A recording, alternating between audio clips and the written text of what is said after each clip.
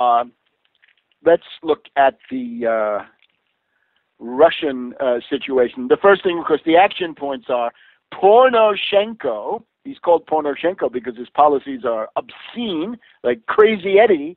His policies were, his prices were insane. But Poroshenko, he's porno because his policies are obscene. He's coming to Washington, D.C., coming to New York. He's going to address the United States Congress in a joint session on September 18th. He's also going to be in New York for the opening the session of the General Assembly of the United Nations, or he'll be in New York. I call upon all persons of goodwill in Washington, D.C., in New York, in any other place where this character is intending to go, protest him. He's here for one purpose and one purpose only, to drag you into war, to make you pay for his fascist excesses, and to have you and or your children die in that war, which he has now lost. And I say, the United States has a certain amount of anti-fascist creds. Under Franklin D. Roosevelt, we were the anti-fascist, anti-Nazi power par excellence. Unlike everybody else, we never made a deal with Hitler. Never. Hitler never addressed a joint session of the Congress. Mussolini never addressed a joint session of the Congress. Franco of Spain, never. Salazar of Portugal, never. Codreanu of Romania, Gurbush of Hungary, right? On and on. None of them were ever invited to address a joint session of Congress. So no to them. Notice also, there's nothing in the report on the MH17. Everything has been suppressed. And rather, what we do have is these people, I guess it's either the Azov Battalion or the Donetsk Battalion, are sending the pro-Kiev fascist forces, are sending severed human heads in wooden boxes to their families. And I'll have that picture up on Twitter within a couple of hours. So by the time you put this, you hear this broadcast, the heads are being sent out. There's two new rounds of sanctions, right? We don't need to go through the details. They're sort of more of the same. The big thing is, the big vulnerability is they're saying, the European sanctions say that up to now, Russian companies have been able to get much needed credit from European banks on a 90-day basis. This is now cut down to 30 days. This is asking for it.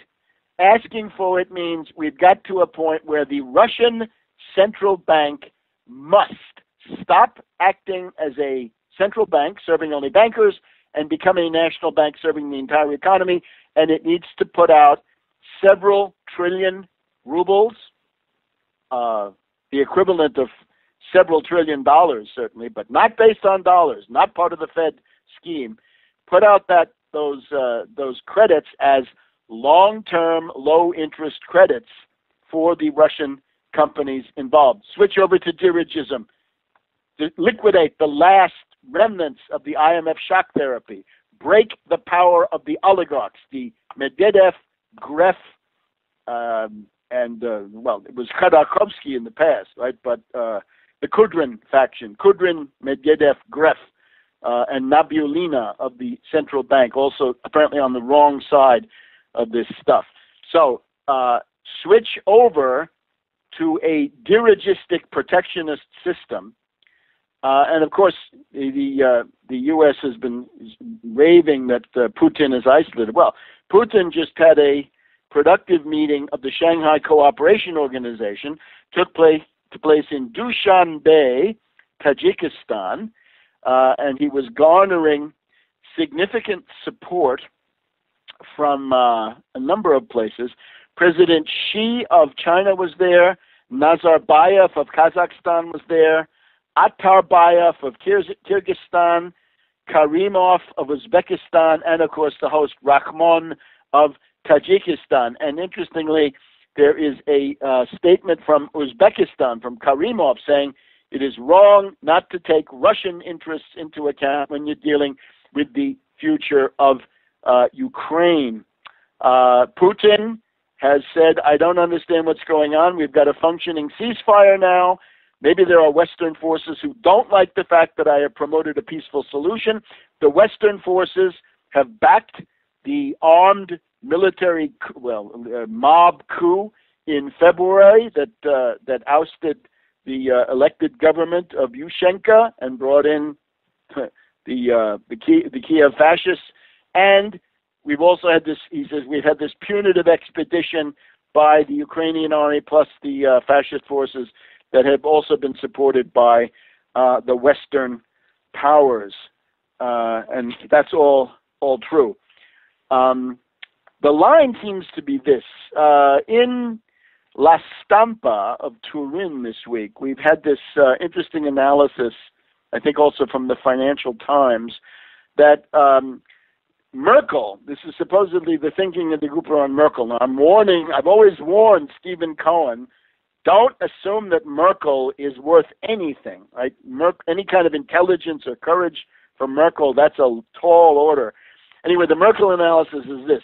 Merkel feels that Putin has pretty much secured his goals in Ukraine. These will not be able to be rolled back, but rather Merkel wants more sanctions. Merkel is for sanctions, and she says the sanctions will not they will cause problems primarily with the top 10%, the oligarchs in particular, right? The top 0.25% or whatever they are. The ones who want to go to Mallorca, the ones who want to fly around, the ones who have Aspen and Vail and the Bahamas and all this stuff, that they will feel the pressure. The idea is make the oligarchs feel the pressure, and then they will force Putin to pull back, or maybe overthrow him is not spelled out, but that seems to be the hope, that they would overthrow him. Now, this is generally the most vulgar and stupid CIA analysis, right? We heard this from a Russian turncoat, or I don't know what, at the meeting there in the Congress in the Hard Office building in early June. There's a very vulgar level. If this is Merkel's thinking, this is really dumb, and it won't work. But I would say, if I'm Putin, I would say, well, if they're going to turn the oligarchs against me, I'd better cut those oligarchs down to size preemptively. And if they're going to try to cut off my funding, my new credit through Europe, well, I better start the process. Listen to Gladiev and start using the Russian central bank as a national bank. Back in a minute on World Crisis Radio.